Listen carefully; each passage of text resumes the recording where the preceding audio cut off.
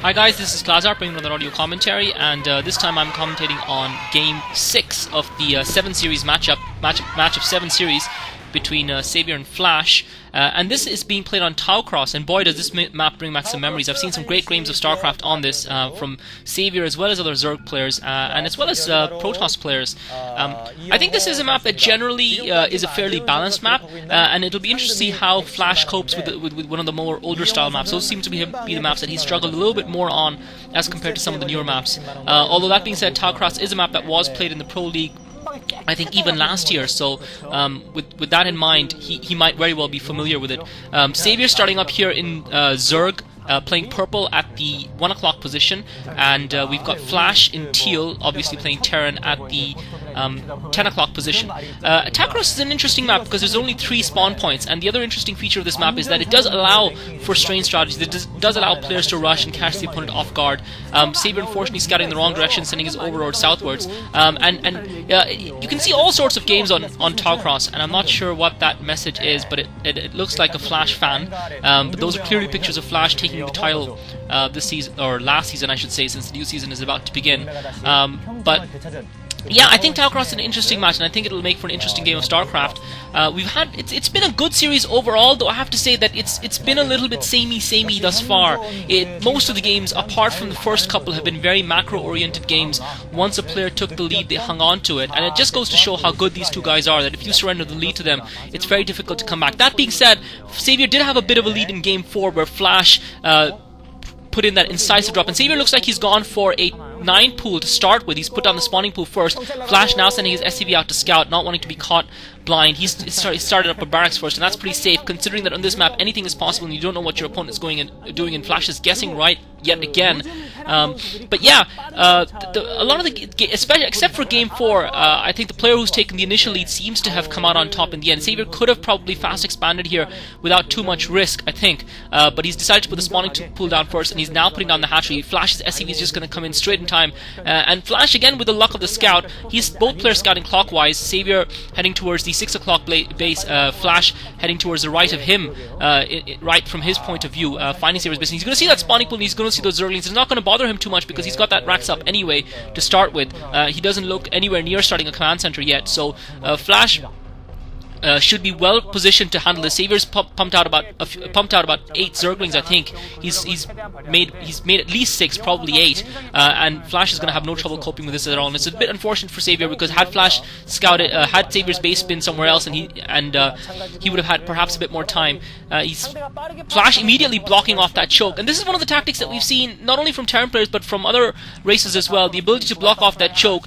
We've seen it used aggressively as well by Protoss players, blocking off the choke between the Zerg and the Zerg base and natural. I think NC Yellow, it happened famously too, and he lost the game because of that. So Flash immediately building a half-constructed supply depot, and he's now building a command center. So very clever play by Flash. He spotted that Xavier's gone for the spawning pool and the hatchery first, and we saw him do this, I think, this exact same strategy in the previous game when he saw that Xavier put the pool down first. Xavier now putting the third hatchery down, and straight away putting the extractor. Last time he left it quite late, realizing that he's going to be behind otherwise. Flash, the moment last game, the moment he realized that this is what Xavier was up to, he immediately walled himself off behind a couple of SCVs and Marines at his ramp and started building a command center, and that's exactly what he's done here. Whether or not that was his intention originally, that's exactly what he's gone for on this occasion, sensing an opportunity, since Xavier hasn't really committed himself, because otherwise it might be a little bit more difficult in going for that risky command center, because you can expose yourself by having to defend both your main and your natural expo against the early Mutalists. And I think that's the key here, that Xavier's going to be a little bit slower because he went for the pool first and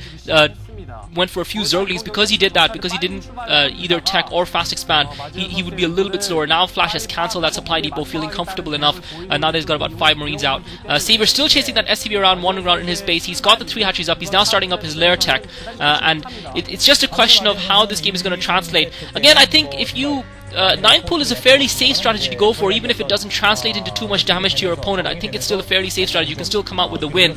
But I think versus a player of Flash's caliber, Xavier needs to have that little bit of an advantage from the start. He needs to have the perfect build. He needs to go 12 hatch and have his opponent not be able to damage him early on, or something of that sort, I think, to be able to beat Flash the way Flash is playing right now. I think in an even Steven sort of strategy game with 9 pool versus 1 racks into CC, I think Flash would probably have the edge, just because of how sharp he's playing his StarCraft right now. This is another map where also I expect Savior to try and get an expansion, probably in the southern half of the map, to try and get his third gas there, and that's going to be the key flashpoint of the game. Flash is obviously going to key flashpoint. Flash is going to obviously try and prevent Savior from doing that. Savior's going to try and get it up and defend it with those Mutalisks. And again, I do feel he slowed himself down a little bit with the investment in those earlys. I'm not sure if he built 6 or 8. I think he actually might have just built 6. I thought he might have built 8 initially. Flash is now building his third Rax. He's getting that Academy up as well. Savior's got the one creep colony in play. He's now building his Spire.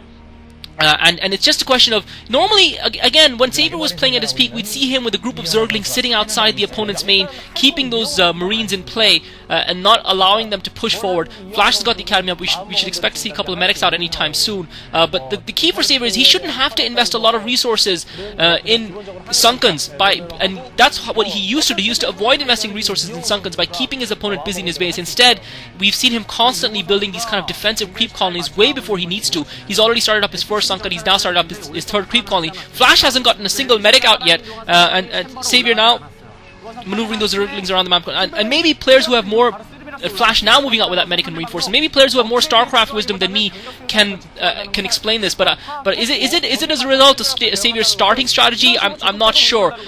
Savior's now got those Zerglings, so he should be able to force Flash to pull back here. Flash has sent those Marines, so Savior's timing is excellent. Flash has got a single firebat in there, but if Savior can get a good surround, there's only a single medic there, a couple of Marines at a firebat. Savior looks like he might be able to get a surround on the firebat. The firebat goes down. The Marines should be able to go down as well. There's only a single medic there. Savior needs to pick that medic off as well. Flash is in a little bit of trouble. He's going to be able to force to pull his medic and Marine group. I suppose I see the logic now behind Savior getting those creep colonies, just in case his attack here was unsuccessful. He's now going to be able to hurt Flash's economy a little bit. This is brilliant play by Savior. He's taken out a couple of the SCVs, as well as a decent sized Marine force of Flashes, and he's bought himself a lot of time. He kills another Marine.